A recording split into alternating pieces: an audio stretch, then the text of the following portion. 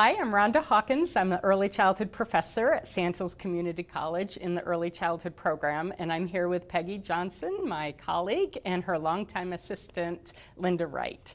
So ladies, I'm so excited to bring this to our students. You have such a great story to share. Linda, would you just start by telling us a little bit about how you got involved in early childhood and where your career path has taken you? Okay, sure. Well, I first came to Mercy Montessori. It's where we taught, and I started in the kitchen as a salad girl. They were opening up, the building had been there for a while, and Sisters of Mercy lived there. And so they were opening up a kitchen area, and they were looking for a salad girl to do salads every day for their meals. They had hired 2 cooks, and so they needed a salad girl. So I had dropped out of Edgecliff College, and I took on this job for the summer. I thought I was going to only be there for the summer, but I ended up staying there, and I'm still there. Wow. But in 1971, I guess. Wow. So I stayed because I enjoyed it. Yeah.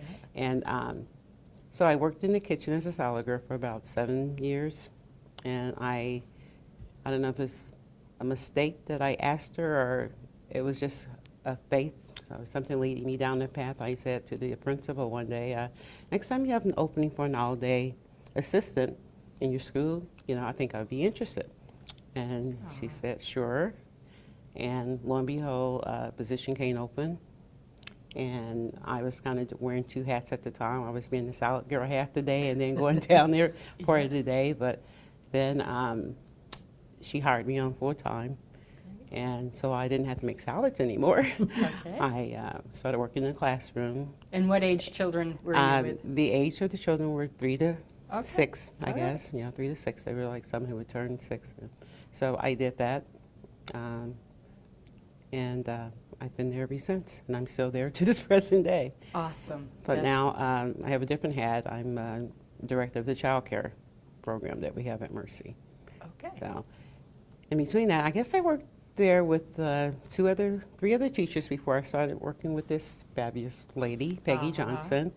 And when I first started, I was just an assistant. I assisted more and assisted this, which was fun, and I was happy doing that. And when Peggy came into the program, she got together. I remember one year she got together and she trained all of the assistants the way to do things this way, and that Maria Montessori did things that way, so that we were all on the same page. And Great. that was a program she implemented herself. Awesome. And it was a great program, and I learned So a lot. prior to that, none of the assistants had really been trained on how to assist in the No, classroom. no, Well, no. that makes so much sense. makes Then why not sense, have 2 teachers in the classroom? Exactly. Really? So, I passed that course with Peggy.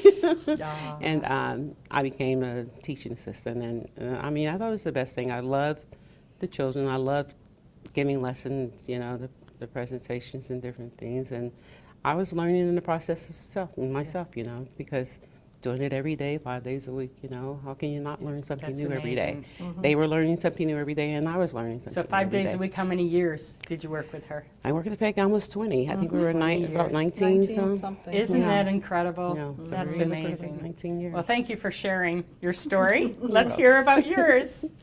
My degree was in speech and theater, so that was a worthless degree. Anyway, because what are you going to do with that? So I went to work. I did retailing. I worked for a newspaper after college, but I always wanted to be a teacher. And luckily, a training course came up in our local college for a Montessori teacher. And so I took that training for teaching 3 to 6-year-olds and worked at a few little centers along the way. And then I got a call from the principal at Mercy Montessori, and she asked me if I'd like to come to work there. So the first year I worked with the older children, just assisting. And that was a very, very good experience for me because I could see how working with the young children shows up later in their academics. Mm-hmm. Anyway, the next year the teacher decided to move on that was down there, and I took that job, and that's where Linda and I started together. Wow. And so I worked there until, for 20 years I worked there in that classroom, and then I moved to Pinehurst.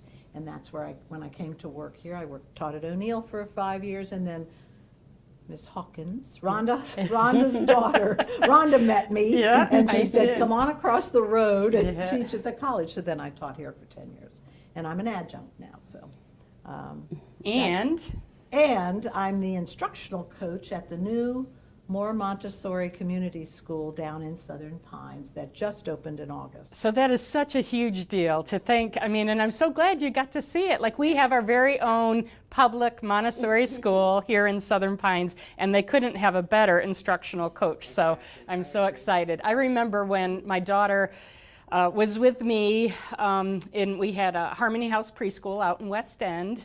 And then I was like, okay, she's ready for kindergarten, and I needed to get a full-time job. And my predecessor here, Betty Rounds, had encouraged me to get my master's, and she died just a week after I actually graduated, but it allowed me then to interview for her position, so I'm just so grateful to her after all these years. But in doing that, I was looking around, what am I going to do with Sierra? And I did observe at the kindergarten classroom, and there was no mention of Montessori, but as soon as I walked in, I thought, she is a Montessori trained teacher. This is amazing. And so I just still think that's one of my greatest blessings that I could give my daughter, was she did go there for kindergarten, and then she went back to O'Neill for her high school years, but she was homeschooled in public school and went to community college. She's at the University of Chapel Hill. She went out of state. I think every kind of educational venue she participated in. So tell me, what did you love about working with Peggy? Well, she said that her degree in drama and stuff was worthless, but no, she brings a lot of that to her teaching talent that she has. And I can remember, with the little children, she would always have those facial expressions. Yes. There's always happiness there, and they always, she always made them smile. Yeah. She was very funny. She don't know that, but she was very funny, and she would get them to do these things like, a lot of teachers couldn't get them to do, but sometimes it's just the way you talk to them, Right. and the facial expressions that you have that Yes. it draws them in, and she has that within her. Yeah. She had it for me each year where they had to do parent ed meetings and where all the parents would come, and just to sit and listen to her talk about that and the experiences that she had gone through. It's like, I want to go, I want to go, Yes. but I just never went to get the full degree of being a head teacher because I like what I was doing, Right. and being the assistant teacher. Okay. So, That's great. And it is all about relationships, isn't it? And I have to agree. That was the thing that stood out when I saw her in that classroom was, oh my gosh, she's an expert at classroom management, but looking around and seeing all of the, like 20 different things were going on in the classroom, and some with small groups, some by themselves, and she was working with a group of students, but she had it all going on, and I was like, that was just incredible. she knew how to do it. So Peggy, what did you love about working with Linda? Well, she is the calm to my storm. She's always relaxed. Nothing flustered her. And she also had such a delicate way with all of the children. There were so many things, I can't say them all, but Yeah. she was just the gentle spirit. She was the mommy factor for all of the children, Yeah. and the comforting factor. And she was so capable in teaching them. We had a system where we worked together to get them going in the beginning of the year, because it's, lots of things going on, and they're all new to Yeah. it, so we had to get those procedures down. But then I had such confidence in her. She took the little ones every morning for a little lesson, and she gave them all of their lessons, and when they were to, well, of course, then we all worked together, but that initial little morning start Yeah. to their day Yeah. was with sweet, gentle Linda. And she got them started on the right path right away. And so and also she just we had such a relationship, and she just knew what needed to be done, and she did it. And so that was a great way for us, to get along. But it's her gentleness, her sweet love of children, and it was just a good relationship. Well, relationship building, respect, like that's just the essence of a good foundation. And what I love about Montessori is the mixed ages, like that Right. you can have 3 to 6-year-olds in the same classroom. There's so many benefits to that. And Right. we're seeing that now locally as well. So what advice would you give to our graduates that want to be assistant teachers? Well, that's a good one. My advice to them would be, think about what you're doing and think that, about if it's what you really want to do. And going in as an assistant, you have to know that, your job is to assist and you help out whenever you can and wherever you can. And if that's what you want to be, is just the assistant teacher, that's fine. If you want to go, if you're going in there thinking, oh, I can do this better, or I can do the head teacher, blah, blah, blah, that's not the attitude to have. Stand the ground of what your position is and follow through with that. I love my position to being the assistant teacher, and I think it goes back to when I was in kindergarten. I still remember my kindergarten teacher to this day because she was she always had a smile on her face. She was always so pleasant to all the children, and she was always very welcoming. Isn't that And great? I remember her, Miss kindergarten Wigbell. teachers Her have name, got I to be remember that her. way. I That's have, the like, first. Zero tolerance Because you're the one who, teachers that are crabby. right, it's your first year of school, and, Yeah. she said that first impression of that teacher can sometimes what can make you or break you, and how you feel And about it school the lasts rest all of your these years it that lasts. you can still remember that. Right. So. Thank you. Peggy, what advice would you have for graduates that want to be lead teachers? And specifically, too, about how to form that kind of relationship that you did. Yeah. Well, the first thing you need to do is respect. Respect your coworker. I call Linda my coworker, not some, because Yes. we had You're a such a team. good, yes, we had a good relationship. So there's respect that has to be there. Communication is the other thing. If you're going to be the lead teacher, you need to have a good rapport with your assistant teacher or your co-teachers. And luckily, we had time every week to sit down for 2 hours and have time to plan about our children, who's going to do what, and to get on the same page about things, which is really important. So communication and time to do that, even if it has to be after school. And I think and also to actually politely work with your assistant teacher to let them know what the expectations are. Because there are some delineations and roles, but then there's also some things that we can all do together. And expectations, clear expectations are important, I think. Well, and the fact that you were together for 20 years, so each year's a different year. But after a while, you just get into that routine and you have your procedures and you have something, that to look forward to. We could look at each other across the room and know what each other was thinking. And she would look at me and she'd go, and I'd go, the little child that wants to play asks Linda something. Yes, And she right. says no, and then Yes. she's on her way to me. Yeah. And Linda goes, Yeah. so we had that kind of Yeah. communication where we Right. absolutely knew. And sometimes you have to, I would find myself, what did Peggy say? Yeah, yes, right. But we knew how each other thought. We knew Yeah. our expectations were the same. Right. We had the same kind of way to talk to Talk to them. children in a Yes. gentle way. Respectful, Respectful to children, not only each other, but for the children also. And I think that's why it worked so well. We just Right. kind of knew each other so well. Yes. And that's about a relationship. Yeah. Right. I love it. I really do. And I love that after all these years, then you got to come and visit Pinehurst. And we hope that you come back. Are there any closing thoughts, whether about Montessori in general or about the relationship between teacher and assistant? Have we covered everything? Closing Good thoughts? We have had such fun with her visit, reminiscing Oh, yeah. about the years and about the children. And because we spent so long together, our children are grown. Yeah. And our children are, we call my, I always call them my children. And people, how many do you have? I have 28. But our children have grown. They have children of their Of own their that are own. back working. And they're back at the more Yes. school, schools. and it's like, Yes. wow.